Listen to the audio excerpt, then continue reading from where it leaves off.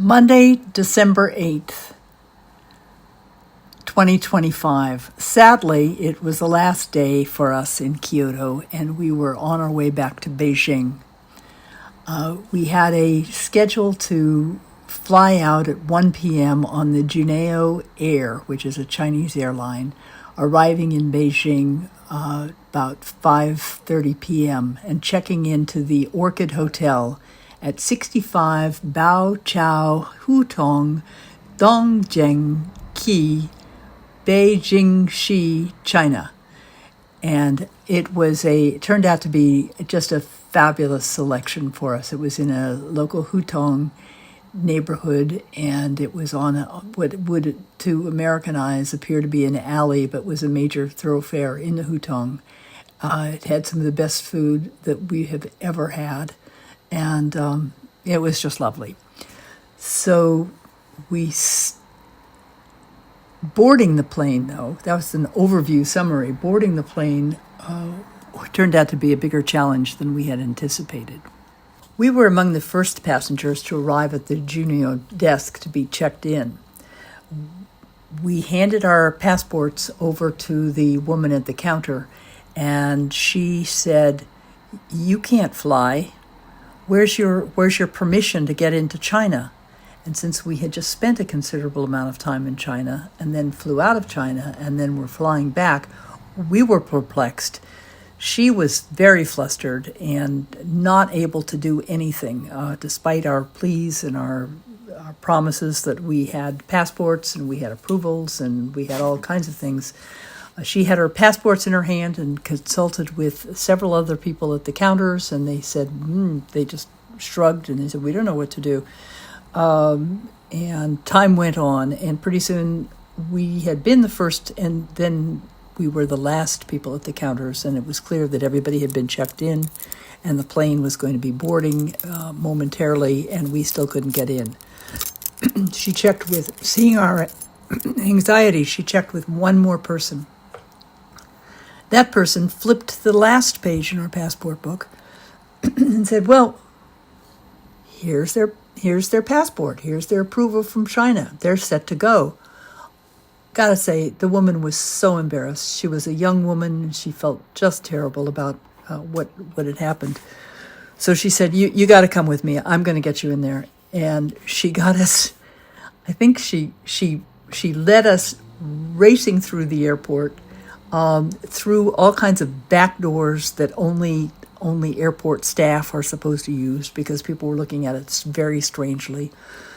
She got us directly to the boarding area, through the boarding area, into the place where we were admitted directly onto the plane. She jumped the line there, took us right up to the front, and said these people need to get front seats in the plane as soon as possible.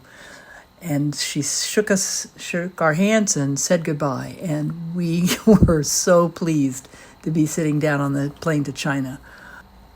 We got off at the Chinese airport, and it was very clear we were in communist China. It's an astonishing new airport. Ron loved the design. It was a very impressive, in all kinds of ways, re-entrance into China, since we'd left it by ship, by a Viking ship, and then we come back on a Chinese airline into the Chinese airport. Very different experience. When we got there, we needed to get our bags and find a way of getting from the airport into the city of Beijing. We went out, and assuming that it was going to be some of the same procedures that we would go through if we were in the Logan Airport in Boston, we expected to be able to flag down somebody.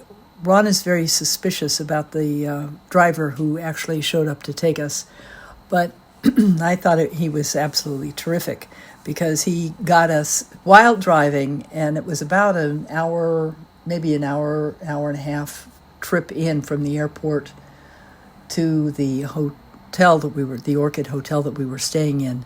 While driving there and not getting in an accident, he was able to sign me up at WeChat which I had not really been successfully able to get launched when we were on the ship, on the Viking ship, despite all the help from the staff there. And he sent me messages, so I knew how to use it, and he explained that we could use it to order cabs, to pay for the cabs, to do all kinds of things. So it was quite a useful hour for me to get all this accomplished and get it on my cell phone and know that it works. He pulled up, by the time we pulled up in front of the Orchid Hotel, it was nighttime. We disembarked and we were led into the hotel, and we found it completely charming. It was just you go almost down to get to the entrance to the hotel. It's past a Chinese food restaurant. You go down sort of an alley, and you're into a room that has a general area with sort of a shoehorse-shaped tables around three sides. And that's where people are. That's where the staff is. That's where the manager is. That's where the information is. And that's where we passed through whenever we left our room to go upstairs for dinner, to go outside for a car, or to go outside for a walk. It became a real sense of being at home because they were all friendly faces, and it was not just passing through. It was interesting conversations every time we went through. We were particularly excited because they had been able to book us for the following morning with somebody that they knew and trusted. I had asked if I could have an opportunity to speak to somebody about a historian or somebody who could tell me about the rapid rise of development in China and the flip from 10% of the people in China being above poverty level before 1970, let's say, or at 1970, and by 1980, 90% of the people were above poverty level. That's something I'd like to see happen all over the world, especially in America, but it certainly is amazing that it happened in China so quickly, particularly after the Chinese Revolution and Mao Zedong. So they had set up an appointment with me. I wasn't sure who the person was, but she turned out to be really lovely and an amazing historian, more of a historian about city planning and the history of Beijing and the hudongs in Beijing. And it was just fascinating, but that's tomorrow.